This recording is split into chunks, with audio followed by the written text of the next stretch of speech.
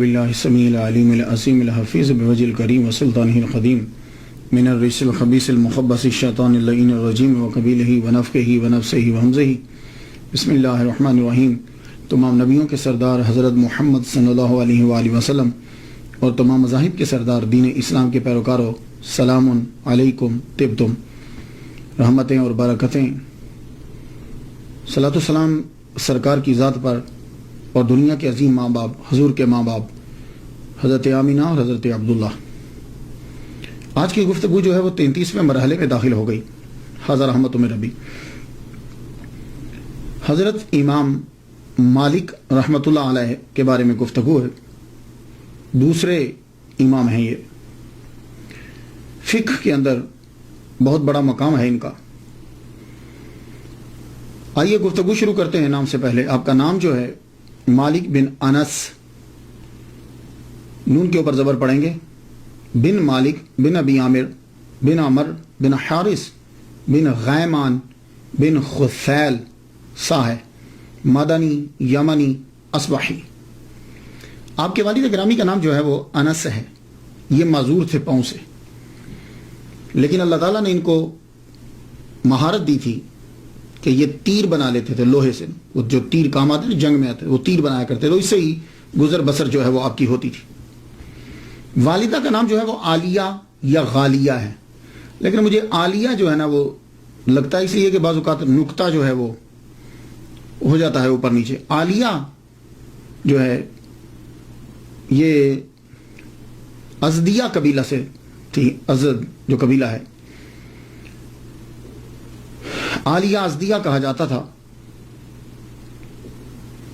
ولادت جو ہے امام مالک رحمۃ اللہ علیہ کی تذکرۃ الحفاظ میں ہے کہ آپ 93 ہجری میں پیدا ہوئے مدینۃ المنورہ کے اندر، اور آپ کا وصال بھی جو ہے وہ مدینۃ المنورہ میں ہی ہوا 180 ہجری کے اندر۔ ٹوٹل آپ نے 87 بہاریں جو ہیں وہ دیکھی، تو زمین پر 87 سال 87 ایئرز آپ جو ہیں وہ رہے۔ کسی نے خوب کہا ہے، فخر الائمۃ مالک نعم الامام السالک مولدہ نجم ہدا وفاتہ فاز مالک۔ کہتے ہیں کہ نجم 93 اس سے ان کی تاریخ پیدائش، اور فاز مالک 180 اس سے ان کی تاریخ وصال جو ہے وہ نکالی گئی۔ آپ کے نام کے ساتھ مدنی جو ہے، حضرت عمر رضی اللہ تعالیٰ عنہ کے بعد اگر کوئی مدنی ہے نا، سچا مدنی، تو امام مالک ہے۔ حقیقی طور پر آپ مدنی ہیں، مدینے کی ہر چیز سے آپ کو محبت۔ حضرت عمر رضی اللہ تعالیٰ عنہ سے تو بڑی محبت کرتے تھے۔ کیوں؟ حضرت عمر رضی اللہ تعالیٰ عنہ کی یہ آرزو تھی کہ میں مروں تو مدینے میں مروں، یہ آپ کی آرزو تھی۔ یہ بھی حضرت عمر رضی اللہ تعالیٰ عنہ سے بڑا پیار کرتے تھے، انہی کی طرح مونچھیں رکھی ہوئی تھی، اور انہی کے فتاوا پر، ان کے بیٹے کے فتاوا پر جو ہے وہ فتوا دیتے تھے، انہی کی فقہ کو زیادہ تر ترجیح دیتے تھے، انہی کی جگہ پر بیٹھتے تھے۔ تو اگر آپ مدنی کسی کو کہیں گے، صحیح طور پر مدنی اگر ہے کوئی، تو امام مالک رحمۃ اللہ علیہ۔ آپ کے اساتذہ زیادہ تر مدنی، آپ نے مدینہ کے استادوں سے، اساتذہ سے زیادہ تر جو ہے وہ سیکھا۔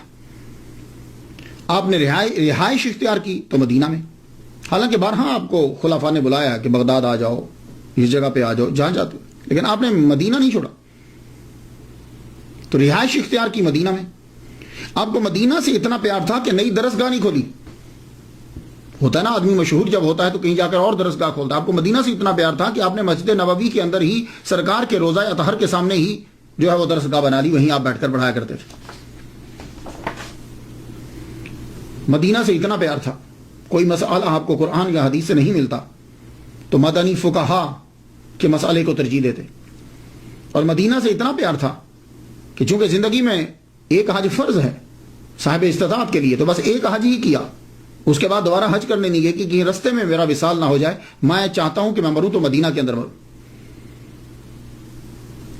اور آپ کے پاس زبردست گھوڑے ہوتے تھے، خلفاء کی طرف سے آتے تھے، دوستوں کی طرف سے آتے تھے، آپ کا استبل میں شاندار گھوڑے ہوتے تھے، لیکن حرم مدینہ کے اندر وہ جو حدود ہوتی ہے نا، اس مدینہ کا حرم جو ہے، مدینہ کی جو حدود ہے، مدینہ سے میں پورا شہر نہیں، وہ جو حرم کی جو حدود ہوتی ہے، آپ اس کے میں کبھی بھی گھوڑے پر، میول پر، کبھی ڈنکی، کسی بھی گدے پہ یا کسی کوئی بھی یعنی سواری کسی قسم کی تھی، آپ سوار نہیں ہوتے تھے. اور میں نے تو یہاں تک سنا ہے کہ آپ در و دیوار کے ساتھ لگ کر چلتے تھے کہ شاید اس دیوار کو حضور کا ہاتھ لگا ہو تو آپ بعض اوقات چومنے لگ جاتے تھے. اور جب تک آپ کے اندر طاقت تھی آپ حرم مدینہ کے اندر رفع حاجت نہیں کرتے تھے، اس حرم کی حد سے نکل کر پھر جا کے کرتے تھے جب تک آپ تندرست رہے. تو مدنی جو ہیں وہ یہ آج کے دور کے اندر بھی میں جھلک دیکھتا ہوں. یہ لفظ مدینہ کا استعمال جو آج کے دور کے اندر ہوا، یہ امیر دعوت اسلامی مولانا الیاس قادری مدث ذی العلی، ان کی ہر چیز کے اندر جو ہے وہ میں لفظ مدینہ کا استعمال دیکھتا ہوں. کسی کو بلانا ہو تو اوے نہیں کہتے، مدینہ. اور اگر لڑکا ہے کوئی تو نام تو ہے لیکن کہیں گے مدنی منا تلاوت کرے گا. چینل ہے تو مدنی چینل. اور اگر کسی کو چپ کرانا ہے تو یہ نہیں کہیں گے چپ کرو بھائی کفل مدینہ لگاؤ.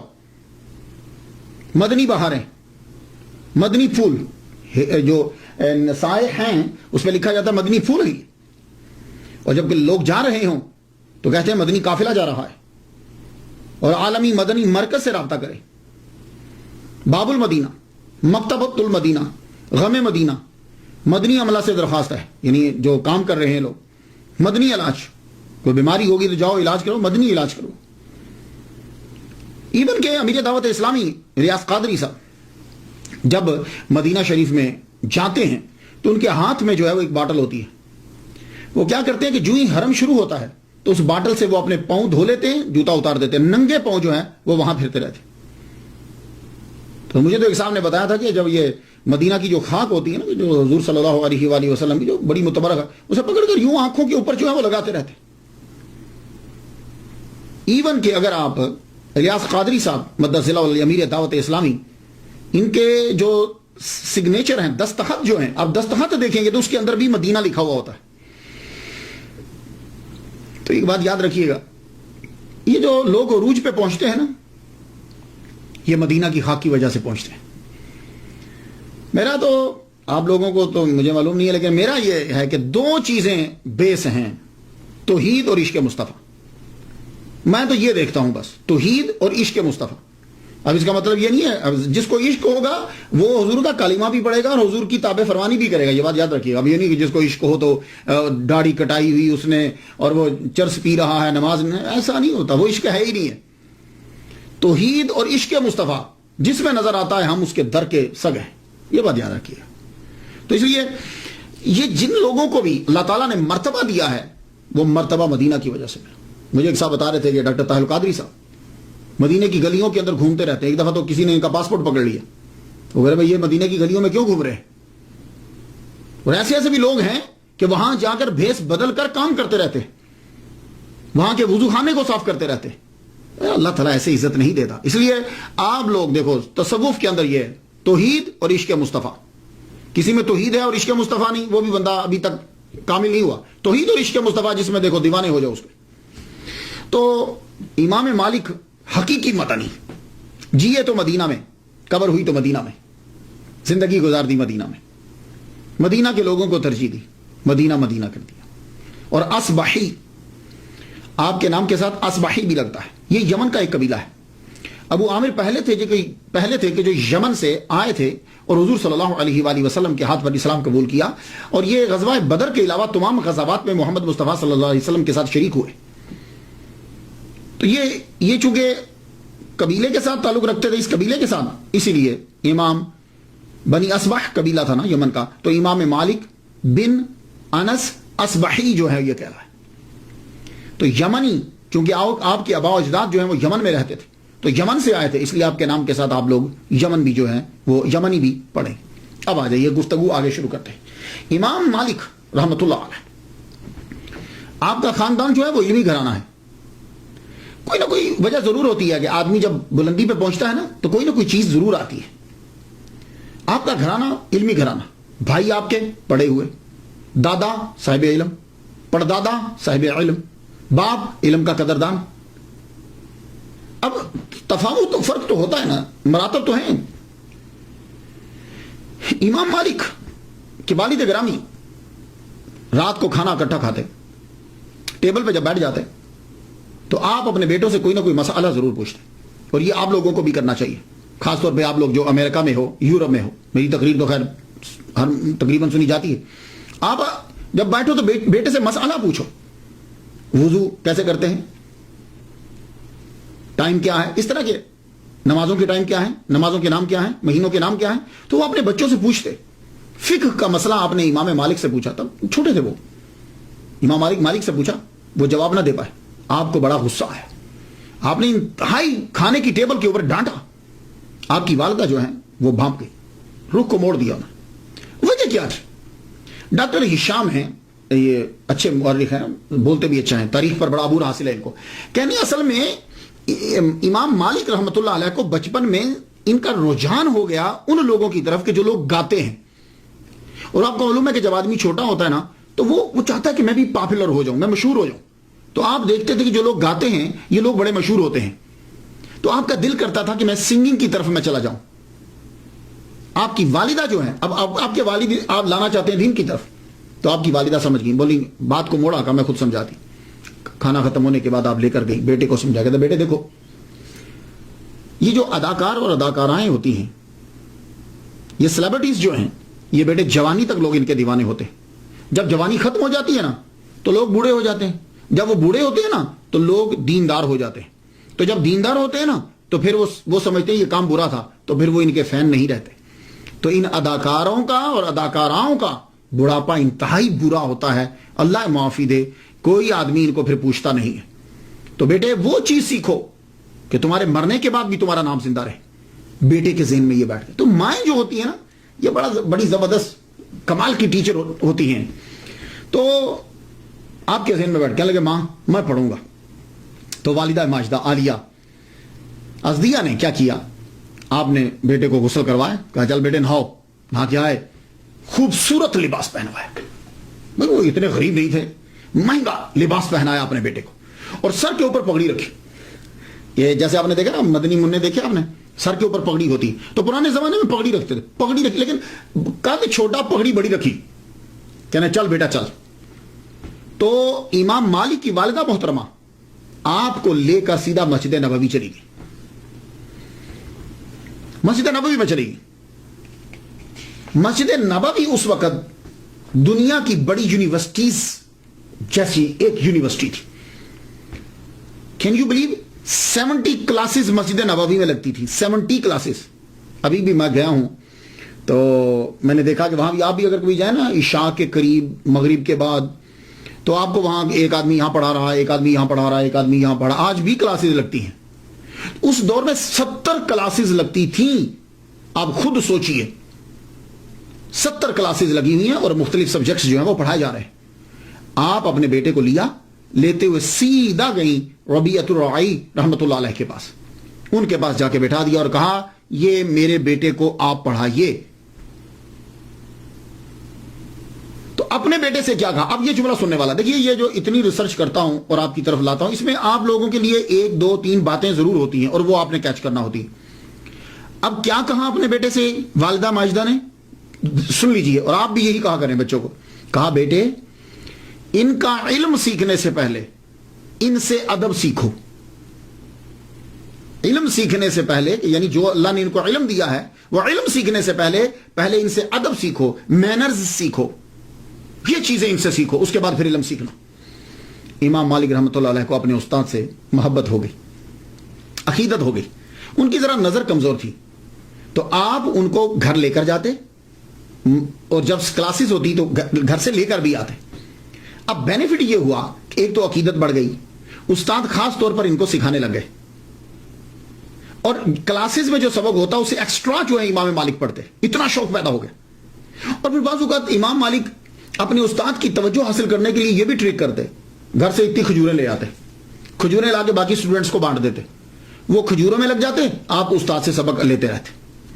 یہ ایک چیز تھی کہ آپ چاہتے تھے کہ میرے زیادہ سے زیادہ توجہ استاد کی میری جانب ہو جائے. اللہ اکبر جل شانہ. 7 سال تک آپ نے حضرت ربیعۃ الرائی رحمۃ اللہ علیہ سے علم سیکھا. 7 سال تک. بہت لمبا عرصہ ہوتا ہے. 7 سال بہت لمبا عرصہ. آج کل تو 7 میں بندہ علامہ بن جاتا ہے. 7 سال بہت عرصہ ہوتا ہے. تب بھی ایک ہی استاد کے پاس. ایک دفعہ آپ کی سسٹر نے ابا سے کہہ دیا, ابا بہت ٹائم لگا رہے ہیں مالک. کہا بیٹے نہیں, وہ حدیث سیکھ رہا ہے, نبی صلی اللہ علیہ وآلہ وسلم کا فرمان سیکھ رہا, اسے سیکھنے دو. 7 سال ان سے سیکھا. ان کے بعد امام مالک کے دوسرے استاد حضرت عبداللہ بن ہرمز رحمۃ اللہ علیہ. میں یہاں ایک بات عرض کرتا جاؤں. یہ عبداللہ بن ہرمز کون ہے؟ میرے سامعین جو ہیں وہ ریسرچ کریں گے تو خیر ہر چیز حاصل کر سکتے ہیں, لیکن عام طور پر یہ کون ہے؟ یہ غلام ہیں. کن کے غلام ہیں؟ حضرت ابو ہریرہ رضی اللہ تعالیٰ عنہ کے غلام ہیں یہ. اب یہاں ایک نقطہ عرض کر جاؤں, کیونکہ کچھ ٹاپکس ایسے ہوتے ہیں پتہ نہیں کب بناؤں گا کب بولوں گا, لیکن ایک ایک بات آپ کو دیتا جاؤں. آج کل یہ مشہور کیا جاتا ہے کہ اسلام جو ہے یہ غلامی کو عروج دیتا ہے, اور ہم لوگوں نے غلامی کو ختم کیا ہے. صرف لفظی غلامی کو ختم کیا ہے, مانوی تو جاری ہے. مانوی تو آج بھی غلامی جاری ہے. تو صحابہ کرام کیا کرتے تھے؟ وہ غلام لیتے تھے, اڈاپٹ کرتے تھے بچوں کو, یا اپنے غلام کے بچے کو اڈاپٹ کر لیتے تھے, یا غلام اڈاپٹ کر لیتے تھے. پھر اس کو وہ سارا علم سکھاتے تھے. اسی لیے جا کر دیکھ لیجئے کہ آپ بڑے بڑے مفسرین, محدثین, مفکرین کے اندر آپ کو غلام زادے نظر آئیں گے. اب یہی حضرت عبداللہ ابن ہرمز رحمۃ اللہ علیہ, حضرت ابو ہریرہ رضی اللہ تعالیٰ عنہ نے ان کو اڈاپٹ کیا اور ان کو پوری حدیث سکھائی. اب آپ خود سوچئے کہ ان کے پاس کتنی حدیث ہوں گی. تو ہمارے ہاں یہ چیز نہیں ہے. بڑے بڑے مفکر. اور بھی ایک یہاں اور سن لیجیے. اب غلام کا درجہ اس دور میں غلام کی کیا کیٹیگری ہوتی ہے؟ یعنی آپ کے معاشرے میں جو کمین ہے نا, کم تر درجے کا, اس کے برابر غلاموں کا درجہ ہوتا تھا. اب آپ اندازہ کر لیجئے. لیکن وہ لوگ یہ سمجھتے تھے کہ اس شخص کے پاس علم ہے, یہ خوبی رکھتا ہے, وہ اس کی عزت کرتے تھے. اب امام مالک دیکھ لیجئے نا کہ عبداللہ بن ہرمز 8 سال ان سے سیکھا اور یہ غلام ہے. یہاں سے آپ کو غلاموں کا مقام معلوم ہو جائے گا. نافع کون ہے؟ جو سب سے زبردست چین ہے, یہ عظیم محدث اور سکالر, یہ حضرت عبداللہ بن عمر کے غلام ہے. اور اکرمہ کون ہے؟ عظیم مفسر اور سکالر, حضرت اکرمہ. یہ کون ہے؟ کہتے ہیں یہ عبداللہ بن عباس کے غلام. وہ ایک اکرمہ آپ کے ذہن میں آ رہا نہیں, وہ نہیں ہے. محمد بن سیری عظیم سکالر, یہ غلام تھے صحابی مصطفیٰ انس بن مالک ہے. تو عبداللہ ابن ہرمز رحمۃ اللہ علیہ سے 8 سال تک ان سے جو ہے وہ علم سیکھا. ظاہری علم بھی سیکھا اور باطنی بھی سیکھا, جس کو آپ تصوف کہتے ہو. تو آپ نے فرمایا کہ میں نے سارا علم جو ان سے سیکھا ہے وہ لوگوں کو میں نے بتایا نہیں. تو ان سے آپ نے تصوف کا بھی علم جو ہے وہ سیکھا ہے. تب تصوف اور صوفیزم, ابھی یہ نام اصطلاحات جاری نہیں ہوئی تھی. تو حضرت عبداللہ بن عمر رضی اللہ تعالیٰ عنہ کے شاگرد نافع سے بھی سیکھا. النافع عن عبداللہ بن عمر رضی اللہ تعالیٰ عنہ کا گولڈن چین جو ہے, سب سے زبردست سند جسے کہا جاتا ہے, وہ امام مالک روایت کرتے ہیں نافع سے, نافع روایت کرتے ہیں عبداللہ بن عمر سے, حضرت عبداللہ بن عمر رضی اللہ تعالیٰ عنہ روایت کرتے ہیں محمد مصطفیٰ صلی اللہ علیہ وسلم. کہتے ہیں ٹاپ کی چین یہ چین ہے. اور آپ کے جتنے اساتذہ ہیں وہ زیادہ تر تابعین ہیں, اور وہ تمام کے تمام جو ہیں وہ رہائشی ہیں مدینہ کے. اس لیے کہا جاتا ہے کہ آپ نے تقریباً 300 تابعین سے جو علم جو ہے وہ سیکھا, 300 تابعین سے. اب علم سیکھنے کے لیے پیسے درکار ہوتے ہیں. ہم لوگ تو یہ سمجھتے ہیں کہ لوگوں نے علم ایسے ہی سیکھ لیا. نہیں, اس وقت پیسے چاہیے ہوتے تھے. لاکھ دینار لگا دیا علم حدیث سیکھنے کے اوپر, تو فیس دینا پڑتی تھی. تو ایک دفعہ ضرورت پڑ گئی آپ کو, دوران علم کتابوں کی ضرورت پڑ گئی. تو آپ نے کیا کیا؟ آپ نے چھت کے اندر لکڑیاں تب لگتی تھی, تو وہ لکڑی بڑی قیمتی تھی. آپ نے چھت کو توڑا اور وہ لکڑی جو ہے وہ نکال کے بیچ کے اسے جا کے کتابیں لے کر آئے. اللہ اکبر جل شانہ. تو آپ کے جو اساتذہ ہیں ان میں سے عبداللہ بن دینار, ان سے سیکھا. محمد ابن منکدر سے سیکھا. ابن شہاب زہری سے سیکھا. یہ ابن شہاب جو ہیں اللہ اکبر جل شانہ, یہ بھی ان کے استاد ہیں. زبردست فقہ کا تو ان کے پاس ایک ذخیرہ تھا. اور جو بھی شاگرد ان کے پاس سیکھنے کے لیے آتے, اور امام مالک رحمۃ اللہ علیہ جب جاتے تو یہ کہتے تھے نوٹ بک لے کر آیا کرو, سلیٹس لے کر آیا کرو. تو آپ لے کر جاتے, اس کے اوپر بھی لکھتے. کہتے لکھنا بہتر ہوتا ہے, لکھ لیا کرو, لیکن یہ نہیں ہے کہ اب تم صرف لکھنے پر ہی کرو, ایجاد بھی کرو. اس لیے جب امام مالک ان سے پڑھتے ابن شہاب سے، تو جب وہ لکھ چکتے تو اس کے بعد کہتے آپ زبانی سناؤ، تو پھر آپ ان سے زبانی سنا کرتے تھے۔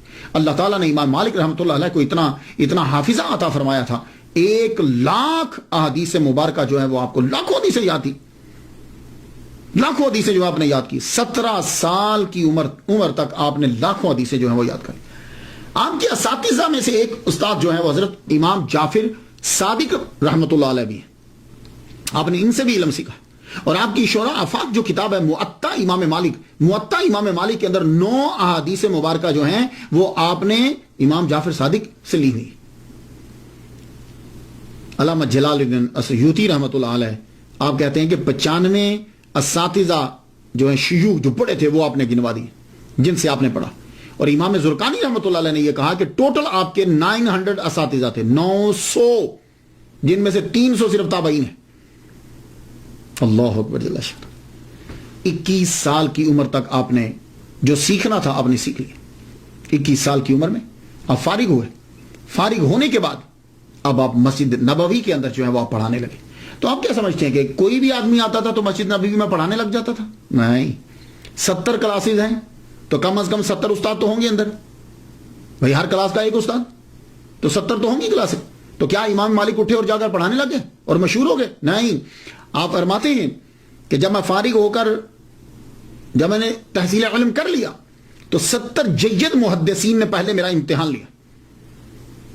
امتحان لیا تو ابو مصعب کہتے ہیں، یہ شاگرد ہیں کہتے ہیں کہ خود استاد نے مجھے فرمایا، کہنے لگے 70 جید محدثین نے میرا امتحان لیا، اور جب انہوں نے سمجھا کہ میں فتویٰ دینے کے قابل ہو گیا تو مجھے اجازت دے دی۔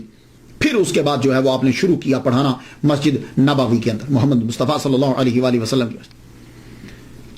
آہستہ آہستہ آپ کا حلقہ جو ہے وہ بڑھنے لگا۔ آپ نے اپنی رہائش حضرت عبداللہ ابن مسعود رضی اللہ تعالیٰ عنہ کے گھر میں رکھی، وہاں رہنے لگے آپ۔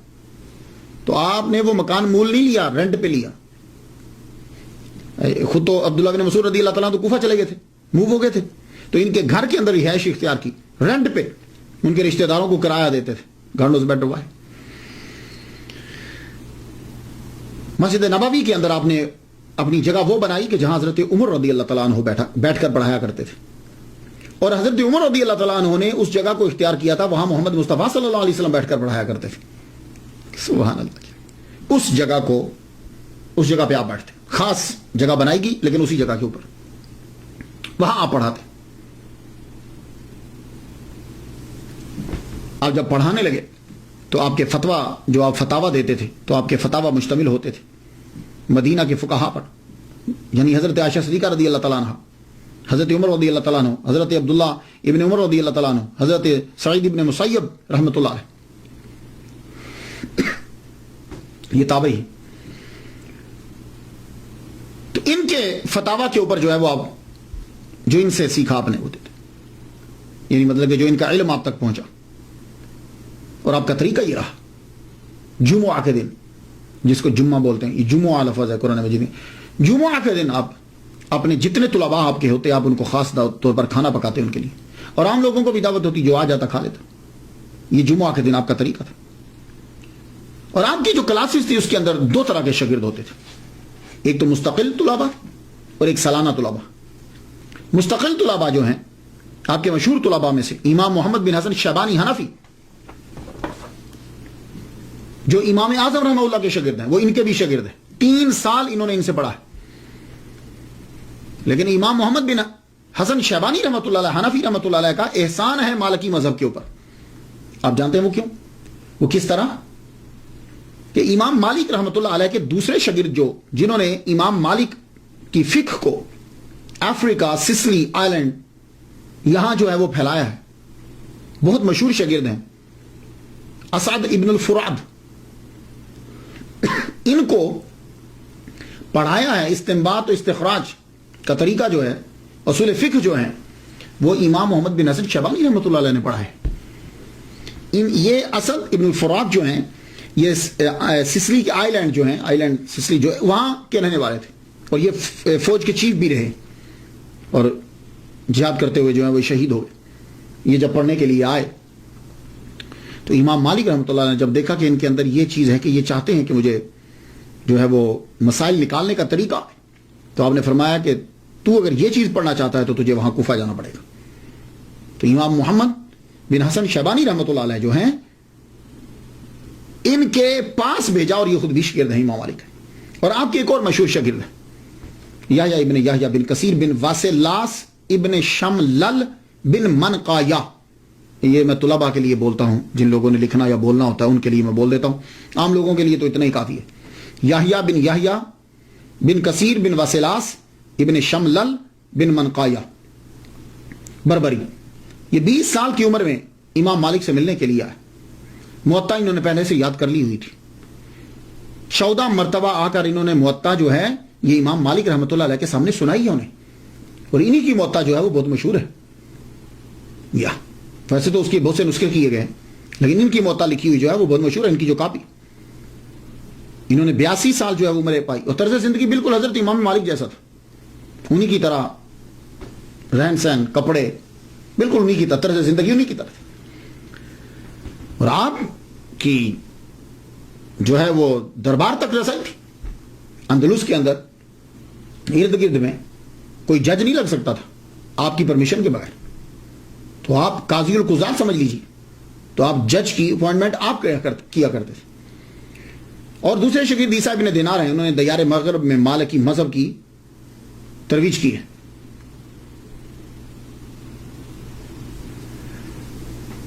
اسی طرح امام مالک کے شاگردوں میں سے آپ کی بیٹی جو ہے وہ بھی ہے، آپ کی بیٹی فاطمہ. انہوں نے پوری موطا جو تھی وہ اپنے والد گرامی سے زبانی یاد کی ہے. آپ کے بیٹوں میں سے تو کوئی خیر ایسا نام نہیں آیا. ایک بیٹے سے آپ کہا کرتے تھے پڑھ لو پڑھ لو، لوگ اتنی دور دراز سے مجھ سے پڑھنے کے لیے آتے ہیں، تم کیوں نہیں پڑھتے؟ تو ان کو بڑا شوق تھا یہ کبوتروں کا، کبوتر اڑانے کا. تو امام مالک بارہ بلاتے تھے، آؤ یار مجھ سے پڑھ لو. بولتے نہیں، مجھے دلچسپی نہیں. لیکن آپ کی بیٹی جو ہیں انہوں نے پڑھا، موطا یاد کی، اور بعد میں لوگ جو ہیں، خاص طور پر عورتیں جو ہیں، وہ جب حدیث یاد کرتی تھی ان سے تصحیح کرواتی تھی، یا کسی اور کو بھی شک ہوتا تھا تو وہ آ کے پوچھتا تھا. یہ تو تھے وہ طلباء کے جو مستقل پڑھتے تھے، آئے اور رہے، 7 سال رہے، 3 سال رہے، 4 سال رہے. کچھ طلباء ہوتے تھے کہ جو امام مالک کے پاس پڑھنے کے لیے سالانہ آتے تھے. سالانہ مطلب کیا ہے؟ موسم حج میں وہ دور دراز سے حج کرنے کے لیے آتے، حج کرنے کے بعد مدینہ ضرور حاضری دیتے. مدینہ جب آتے تو امام مالک کی کلاسز ہوتی، ان کے اندر بڑے بڑے فقہا بیٹھتے تھے. امام مالک کو اللہ تعالیٰ نے بڑا عروج دیا. آپ اس سے اندازہ لگائیے کہ آپ کے حلقہ کے اندر، آپ کے درس کے اندر امام اعظم رحمۃ اللہ علیہ بھی تشریف لائے. اس واقعے کو علامہ عبد الرحمن صفوری شافعی رحمۃ اللہ علیہ نے لکھا ہے نزہۃ المجالس کے اندر. اور ویسے بہت بڑے محدث جو ہیں علامہ عبد المصطفیٰ اعظمی رحمۃ اللہ علیہ، انہوں نے بھی اپنی کتاب روحانی حکایات کے اندر اسے لکھا ہے کہ امام اعظم رحمۃ اللہ علیہ جو ہے وہ ان کی محفل میں بیٹھ گئے تو ان کو واقفیت نہیں تھی، ملاقات نہیں تھی. بیٹھے تو آپ کی نظر پڑی کہ نو کمر پہ ہے کہ نیا آدمی. پوچھنے لگے آپ کہاں سے ہیں؟ کہا عراق سے ہوں. کہا اچھا آپ شہر نفاق سے ہیں؟ وہ بس کوئی موج تھی. کہنے لگے اچھا وہی عراق جو شہر نفاق ہے؟ تو امام اعظم ابو حنیفہ نعمان بن ثابت رحمۃ اللہ علیہ فرما لگے اجازت ہے ایک آیت پڑھ دوں؟ کہا ہاں ہاں ضرور پڑھیے. تو امام اعظم جو ہیں وہ آیت پڑھنے لگے، سورہ توبہ کی آیت نمبر 101. وَمِمَّنْ حَوْلَكُم مِّنَ الْأَعْرَابِ مُنَافِقُونَ وَمِنْ أَهْلِ الْعِرَاقِ مَرَضُوا عَلَى النِّفَاقِ. اور تمہارے گرد و نواح کے دیہاتی گنواروں میں بعض منافق ہیں اور بعض باشندگان عراق. اصل میں یہاں عراق نہیں ہے، یہاں مدینہ ہے، لیکن آپ نے مدینہ پڑھا نہیں، ادب کا تقاضا، آپ نے اس نہیں پڑھا. اور یہ لوگ نفاق پر اڑے ہوئے ہیں، مردوا علی النفاق. امام مالک حافظ تھے، ایک دم سے اچھل پڑا، کہنے لگے کیا کر رہے ہیں آپ؟ آیت تو صحیح پڑھیے. آپ نے فرمایا اچھا تو پھر آپ پڑھ دیجئے. صحیح کیسے؟ تو انہوں نے پڑھی وَمِمَّنْ حَوْلَكُم مِّنَ الْأَعْرَابِ مُنَافِقُونَ وَمِنْ أَهْلِ الْمَدِينَةِ مَرَضُوا عَلَى النِّفَاقِ. تو یہ اب جب یہ پڑھا تو اب ان کا چہرہ دیکھنے لگے تو امام مالک بھی سمجھ گئے. کہنے لگے اب آپ ہی بتائیے کہ شہر نفاق والے کون ہیں؟ امام مالک چونک پڑے. پھر انہیں بتایا گیا جناب یہ ابو حنیفہ ہیں، فقیہ عراق ہیں. اب ان کی دوستی ہوئی، پھر بعد میں آپ ان کے فتاوی منگوایا کرتے تھے، بلکہ ڈیوٹی لگائی ہوئی تھی کہ جو ان کی طرف سے فتاوی جاری ہوں وہ یہاں بھیجا کریں۔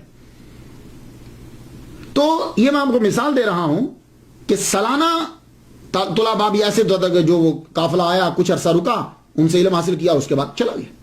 امام مالک رحمۃ اللہ علیہ کی طرز زندگی، وہ بادشاہی میں فقیری کی ہے آپ نے، ماشاءاللہ اللہ تعالیٰ نے آپ کو بڑا لمبا قد دیا تھا، نیلی آنکھیں دیں آپ کی، حالانکہ عرب میں نیلی آنکھیں نہیں ہوتی، نیلی آنکھیں دیں آپ کی، بڑا خوبصورت چہرہ تھا، مہنگے ترین کپڑے، آپ جو بہترین ڈیزائنر تھے، یمن کے، ایجپٹ کے اور خراساں کے بہترین ڈیزائنر آپ کے کپڑا جو ہے وہ بیچتے تھے، وہاں سے کپڑا بن کر آتا تھا اور آپ پہنتے تھے۔ زیادہ تر کوشش ہوتی تھی کہ کپڑے کا کلر جو ہے وہ وائٹ ہو، آپ وائٹ کپڑا جو ہے پہنتے، خوشبو لگاتے، زبردست خوشبو لگاتے۔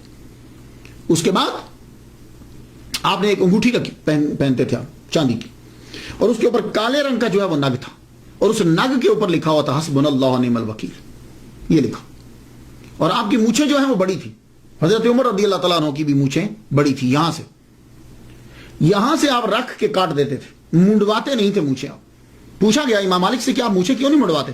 کہنے لگے یہ مونچھیں مونڈ دینا مسئلہ بنانے کے مترادف۔ تو حضرت عمر رضی اللہ تعالیٰ عنہ بھی جب کبھی کوئی مشکل مسئلہ آتا تو آپ یوں مونچھ کو پکڑ کے تاؤ دیتے تھے، اسے تاؤ دینا کہتے ہیں، یوں کرنا۔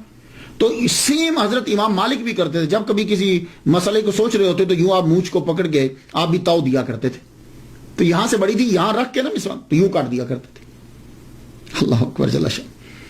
اور آپ جس گھر میں رہتے تھے اس گھر کے دروازے پہ آپ نے لکھا تھا، اور یہ اگر آپ کو بھی موقع ملے تو ضرور لکھیے گا۔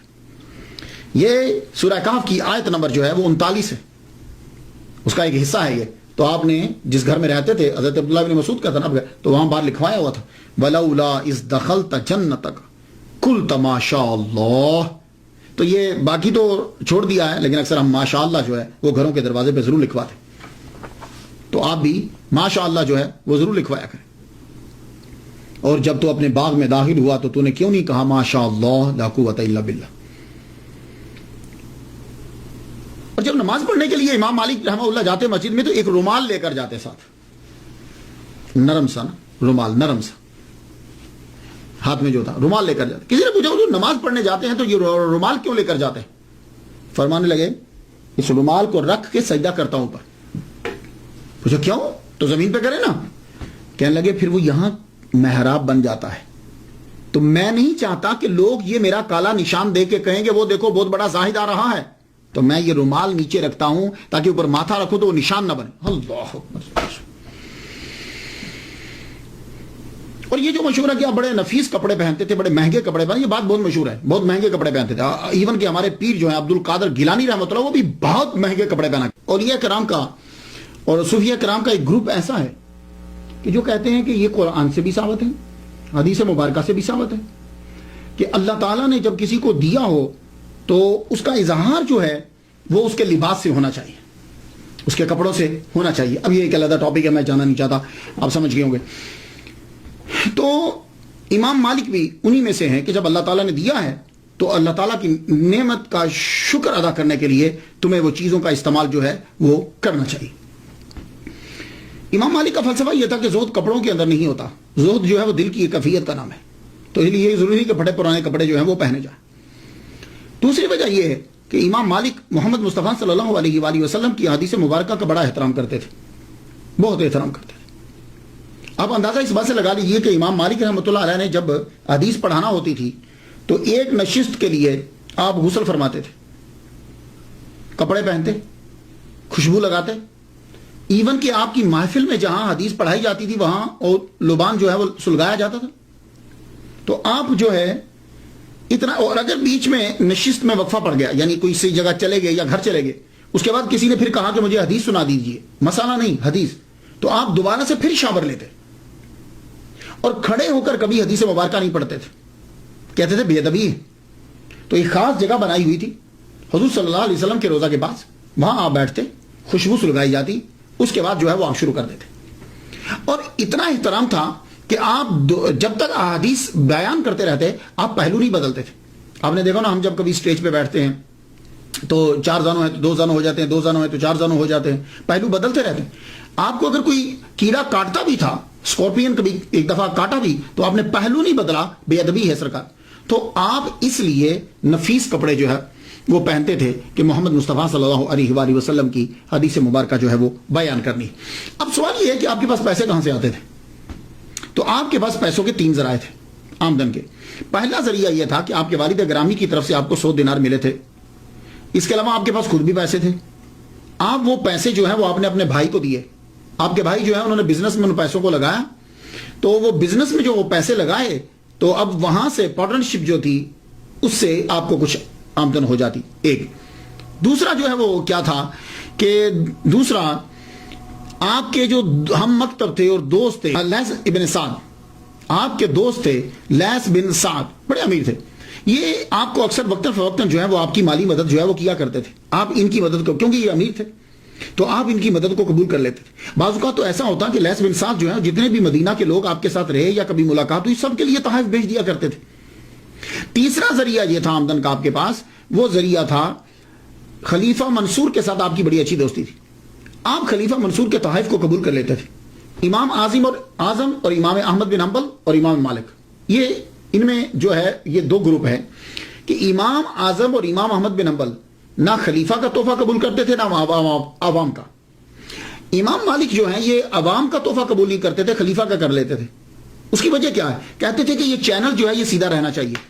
اگر ہم ان کے ساتھ تعلقات بہتر نہیں کریں گے تو پھر ہم تبلیغ کس طریقے سے کریں گے، ان کو نصائح کس طرح کریں گے. تو یہی وجہ تھی کہ خلیفہ منصور آپ کا بڑا احترام کرتا تھا، بڑی عزت کرتا تھا. اور اس نے چونکہ امام مالک جو ہیں ایٹ اے ٹائم مفتی مدینہ اور مفتی مکہ دونوں تھے، تو اس نے گورنر سے یہ کہہ رکھا تھا کہ جب بھی تم کوئی لا پاس کرو تو سب سے پہلے وہ امام مالک کو دکھا لیا کرو. اگر یہ پاس کر دیں تو لاگو کر دیا کرو، اگر یہ پاس نہ کریں تو لاگو نہیں کرنا. یہی وجہ ہے کہ مکہ اور مدینہ کے دونوں گورنر جو ہیں وہ امام مالک سے ڈرتے تھے. ان کی جرت نہیں ہوتی تھی کہ وہ ان کے دروازے پہ چلے جائے. آپ کو یاد ہوگا جب میں نے امام شافعی رحمۃ اللہ علیہ کا تذکرہ کیا تو امام شافعی گورنر مکہ کا لیٹر لے کر آئے تھے گورنر مدینہ کے نام. تو گورنر مدینہ سے یہ کہا کہ آپ چلیے امام مالک سے میری سفارش کر دیجئے. تو گورنر مدینہ نے یہ کہا تھا امام شافعی سے، بیٹے تو اگر مجھے یہ کہے نا کہ میں مدینہ سے پیدل چلا جاؤں مکہ اور مکہ سے پیدل آ جاؤں مدینہ، یہ میرے لیے آسان ہے، مگر یہ بڑا مشکل ہے کہ میں جا کے تیری سفارش کروں. اور امام شافعی کہتے ہیں کہ میں اور گورنر مدینہ کتنی دیر تک امام مالک کے دروازے پہ کھڑے رہے، بڑی دیر کے بعد وہ واپس آئے. اب اس سے اندازہ لگائیے کہ امام مالک کا کتنا دبدبہ تھا. تو وہ یہ چاہتے تھے کہ یہ چینل جو ہے یہ برقرار رہے. امام مالک رحمۃ اللہ علیہ لوگوں کے سامنے مل کر کھانا نہیں کھاتے تھے، وہ کھانا گھر میں کھاتے تھے. قرآن مجید کی ایک آیت میں پڑھ رہا تھا، آپ بھی سن لیجیے. سورہ نور کی آیت نمبر 61 ہے، اس کا ایک حصہ ہے لیسا علیکم جناح ان تاکلوا جمیعا او اشتاتا، تم پر اس بات میں کوئی گناہ نہیں کہ تم سب مل کر کھاؤ یا الگ الگ کھا لو. خیر کچھ تو کہتے ہیں کہ اس سے مراد یہ ہے کہ ساروں کے ساتھ مل کر کھانا یا ایک گروپ کے ساتھ مل کر کھانا. خیر تفسیریں تو بہت ساری ہیں. میں یہ کرنا چاہوں گا کہ کچھ علماء کے لیے جو ہے نا وہ ہو جاتا ہے ایسا کہ وہ اب جب کھاتے ہیں تو لوگ معلوم ہے کیا سمجھتے ہیں، پھر لوگ اس کو بجائے اس کے کہ اس کی عاجزی سے اچھا فائدہ اٹھائیں وہ اس کی عاجزی سے برا فائدہ اٹھانے لگ جاتے ہیں. بعض اوقات ایسا ہوتا ہے. امام مالک رحمۃ اللہ علیہ کی سب سے بڑی کرامت جو ہے وہ ان کی کتاب موطا ہے. اکثر ہم موطا بول دیتے ہیں، میں آپ کی غلط نہیں نکالتا، لیکن یہ ہوتا ہے کہ میں وہ لفظ بول دیتا ہوں. کبھی بعض اوقات میں بھی میرے معاشرے میں جو الفاظ میں نے سیکھے ہیں میں بھی وہی بولتا ہوں، جبکہ مجھے معلوم ہوتا ہے کہ اس کا اصلی پروننسیشن یہ ہے، لیکن میری زبان سے وہی نکلتے ہیں. تو موطا جو ہے یہ اس میں مفعول کا صیغہ ہے، تو موطا امام مالک ہم بول دیتے ہیں، لیکن موطا بولیں جب کبھی آپ تقریر کر رہے ہوں. خلیفہ منصور عباسی نے کہا ایک دن، یہ کہا کہ آپ کو اتنی احادیث مبارکہ یاد ہیں تو آپ وہ تمام احادیث کو جمع کر کے کتاب تالیف کیوں نہیں کر دیتے؟ وہ کتاب تالیف کر دیں تاکہ بعد میں آنے والوں کے لیے آسانی ہو جائے، یا جو آدمی آپ کے سامنے پڑھتے ہیں ان کے لیے آسانی ہو جائے. تو پھر حضرت امام مالک رحمۃ اللہ علیہ نے کتاب جو ہے وہ لکھنی شروع کی. 1,00,000 احادیث مبارکہ میں سے اللہ اکبر جل شانہ 10,000 احادیث مبارکہ کا انتخاب کیا آپ نے. 10,000 کے بعد پھر اور کم ہوتی چلی گئی. تو یہ موطا جو ہے نا یہ اس میں مفعول کا صیغہ ہے. یہ نام ہی بتاتا ہے کہ بڑی چیکنگ ہوئی اس کتاب کی. موطا کا معنی ہوتا ہے روندا ہوا، تیار کیا ہوا، نرم و سہل بنایا ہوا. یہ نام بتا رہا ہے کہ اس پہ بڑی ریسرچ ہوئی. انظار رقیقہ جو ہے اس کے اوپر اور دقیقہ اس کے اوپر لگی رہی. کل روایات کی تعداد کہتے ہیں کہ 1,720 ہے. 600 مسند ہیں، 222 مرسل ہیں، 617 موقوف ہیں، 275 اقوال تابعین ہیں۔ آپ لکھتے ہوئے کیا کرتے تھے کہ پہلے آپ ایک عنوان بناتے تھے، عنوان بنانے کے بعد اسے ثابت کرنے کے لیے حدیث مسند لاتے۔ مسند وہ حدیث ہوتی ہے کہ جس کے تمام راوی چلتے جائیں، بیچ میں کوئی مس نہ ہو، سب راوی جی سیدھا وہ راوی حضور پاک صلی اللہ علیہ وسلم تک پہنچے۔ کیسے پہنچے؟ یعنی حضور پاک، صحابی، تابعی، تبا تابعین، اس طرح سے، یہ نہیں کہ کوئی اور بندہ بیچ میں ڈال دے، یہ ہے ترتیب۔ مسند حدیث اگر آپ کو نہ ملتی تو مرسل لے کر آتے۔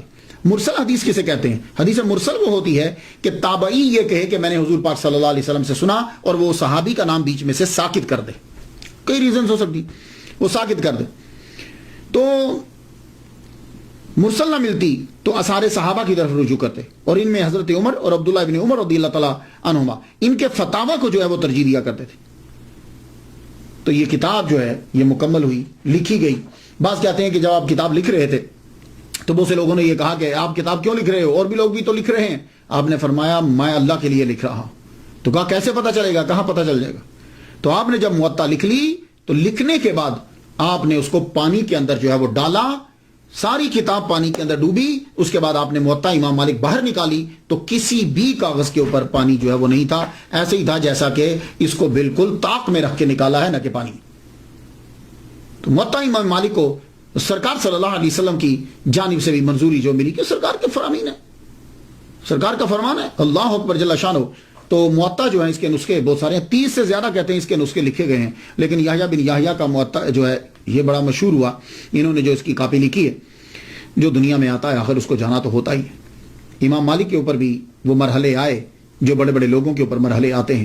کہتے ہیں، اب گاڈ نوز بیٹر کہاں تک سچا ہے، کہتے ہیں کہ آپ کو بہت مارا بھی گیا، آپ کو بہت پیٹا گیا، اتنا پیٹا گیا کہ بعد آپ کا یہ جوڑ جو ہے یہ اکھڑ گیا، آپ کا یہ جوڑ اکھڑ گیا، آپ کے ہاتھوں کے اوپر جو ہے وہ مارا گیا۔ اللہ اکبر جل شانہ، اللہ اکبر جل شانہ۔ طبیعت آہستہ آہستہ جو ہے وہ آپ کی قلیل ہوتی گئی۔ 87 ایئرس، 87 سال آپ نے یہاں زمین کے اوپر جو ہے وہ گزارے۔ آخر ربیع الاول کے مہینے کے اندر آپ جو ہے وہ بیمار ہوئے۔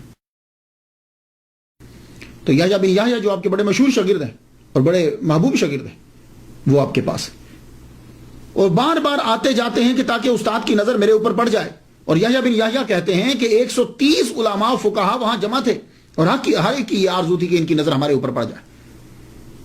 آخرکار امام مالک رحمۃ اللہ نے اپنی آنکھیں کھولی، یحییٰ بن یحییٰ کو اپنے پاس بلایا، اور یہ بات سن لیجئے، یہ زبردست جملہ ہے، یہ خاص طور پر علماء کے لیے اور طلباء کے لیے خاص جملہ آپ نے امام مالک نے جو بول دیا۔ آپ فرماتے ہیں کسی شخص کو، یہ یحییٰ بن یحییٰ سے کہہ رہے ہیں آخر میں جب دنیا سے رخصت ہونے لگے، کسی شخص کو نماز کے مسائل بتلانا روئے زمین کی تمام دولت کو صدقہ کرنے سے بہتر ہے۔ اور یحییٰ کسی شخص کی دینی الجھن دور کرنا 100 حج کرنے سے افضل ہے۔ یحییٰ بن یحییٰ کہتے ہیں کہ اس کے بعد آپ نے کوئی گفتگو نہ کی اور آپ کا وصال ہو گیا۔ 10، 11 یا 14 ربیع الاول کو 179 ہجری میں آپ کا وصال ہوا، اور یحییٰ بن یحییٰ مصمودی جو ہیں رحمۃ اللہ علیہ، انہوں نے تجہیز و تکفین کا انتظام کیا، اور آپ کی قبر مبارک آج بھی جنت البقیع کے اندر آپ کی قبر مبارک ہے۔ تو پہلے آپ کی قبر مبارک کے اوپر گنبد تھا۔ یہ ذرا پکچر دیکھیے گا، اس پکچر کے اندر 7 نمبر ذرا ڈھونڈیے گا۔